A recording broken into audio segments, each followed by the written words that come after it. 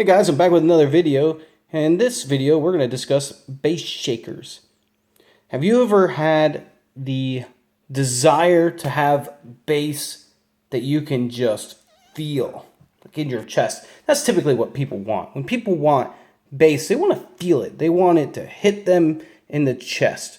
Unfortunately, there's many applications where a big subwoofer, which is what would be required to get that chest pounding bass, is not going to work for your situation. For example, maybe you live in an apartment. If you live in an apartment, you probably can't have something too high powered as you're going to bother everyone else around you. Or maybe you're married. Ooh. And if you're married, well, maybe your wife just doesn't want all that audio equipment to be seen everywhere. Well, that's why there's a bass shaker. Bass shaker is basically gives you subwoofer frequencies, but doesn't actually use a subwoofer. What I mean by that is typical subwoofer radiates sound through the air, and so you feel the bass all around, and it tries to fill up the entire room. It's called pressurizing the room. When it pressurizes the room, you then feel the bass everywhere, and you can't tell exactly where the bass is coming from. But you feel it in your chest, you feel it in your body, you feel it in your legs. And that is exactly the type of sound that most people want. That's where these come in. These are called bass shakers. What bass shakers are is they hit at the frequency of a subwoofer. Now this particular one is the Dayton Audio BST1, which hits from 80 hertz on down. So from 0 hertz to 80 hertz. So if you have an amplifier, you want to set it to 80 hertz. The cutoff frequency, and or if you're going to have it hooked up to some type of amplifier, and at that amplifier you're going to need to cut it off at 80 hertz. Now what that means is anytime the bass hits, so anytime you typically feel the bass from 80 hertz down, this actually shakes. So let's flip it over. Now if you flip it over, you can see the bottom, a little stuff on there, it's no problem.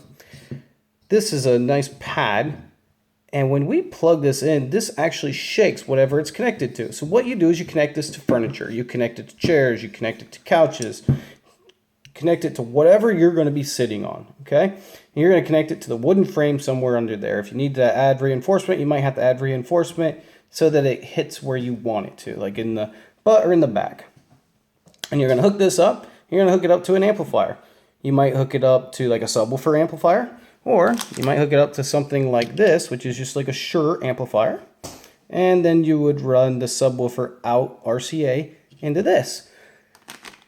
Now when you do that, anytime the bass hits, it actually shakes the couch. But guess what? The sound isn't quite there like you would typically associate with bass. So you're not bothering your neighbors. You're not bothering your wife. You're not waking up the children. But you're still getting that sound. And one of the great things about these bass shakers too is they add a whole new dimension to films. And what I mean by that, especially if you've never pressurized a room, which most people have not done if they have a subwoofer, because it takes multiple subwoofers to actually pressurize a room. So what this does, and I'll tell you, is you can put a movie on, and when that movie is going and the bass hits and it shakes that couch, people will actually be jumping out of their seats. And the reason why is because they have a physiological response to the actual shaking. Oops, sorry. And so these have a physiological response where people actually get scared, jump even. And the reason why they do that is because when the bass hits, it actually vibrates the couch, which they feel in their body, which is unlike what you typically feel. Now the power and intensity of that is determined by the amplifier size and, of course, the scene of the movie you're watching or the music that you're listening to. I will tell you that typically, like this particular one is 50 watts of max power. You want to try to run maximum power to it to get the most out of it. And so you're going to want to do that. And we're going to talk about that in another video because we are going to talk about how to hook this up in another video. We're going to kind of go more in depth than what I'm doing right now. I will say I added a bass shaker to one of my couches in my theater room. I just bought 3 more. This is one of the 3 that I just bought to add to the second couch in there. And it has already become the fan favorite of the movie theater. And it's not because the movie theater lacked bass before. It had bass. It has a good subwoofer. There's nothing wrong with the subwoofer. But you get a different type of experience with this. And the experience is unbelievable. In fact, I was just showing a friend a trailer.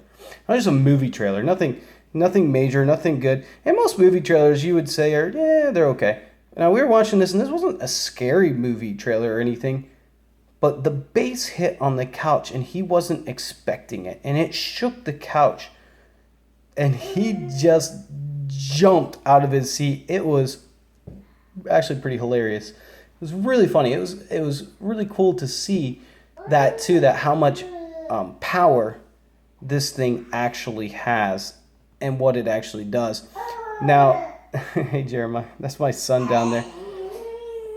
Now, I would strongly encourage anyone that doesn't have a bass shaker, that wants more bass, doesn't necessarily want to get into the expense of a big bad subwoofer, to go and add these first. This is about $30 for just this one. Is only $30.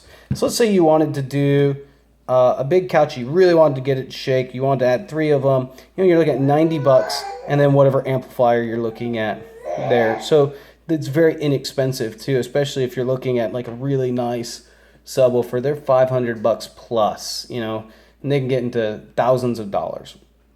So I would strongly encourage this first as an upgrade. I wish I would have upgraded it before I upgraded some of my other equipment, actually, because I really like it. One last final note, if your back is really hurting, put on a movie and let it massage you, man, because there are times where if the bass is hitting continuously, you get a nice little massage. You'll have to learn what movies those are. But yeah. Anyway, I hope you enjoyed this movie. I hope you learned something about bass shakers. If you have any questions below, just let me know. Thanks.